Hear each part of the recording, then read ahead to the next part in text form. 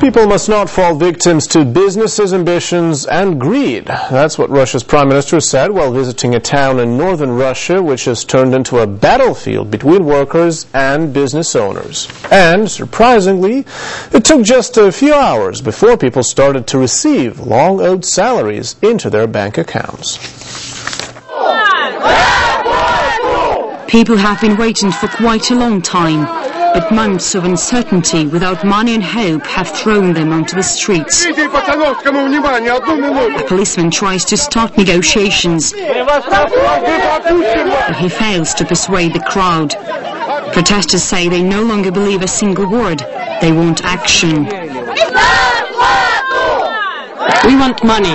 We want jobs. Pikalova is a typical Russian monogorod. The local economy and budget and thousands of jobs are all dependent on a single industry. And when one day the economic crisis made it stop doing anything, it's affected every single family. We visited the town a month ago when the first protests took place. Then the head of the local trade union warned that angry and hungry people could go further. It seems today that she wasn't so far from truth. But on Thursday, the situation reached breaking point. Vladimir Putin arrived to meet the plant's owners and local authorities. His voice was determined. To those responsible for what has happened, I'd like to say, I think thousands of people fell victim to your arrogance, unprofessional behavior, and possibly even trivial greed.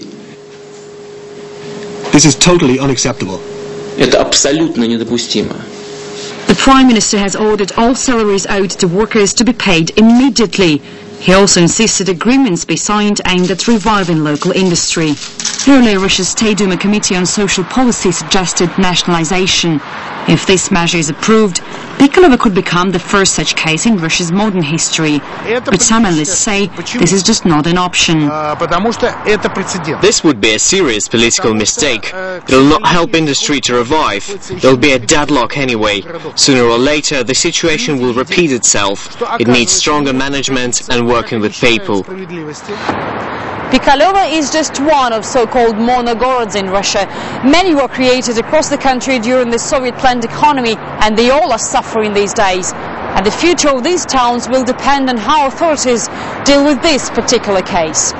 Rifinoshina, RT.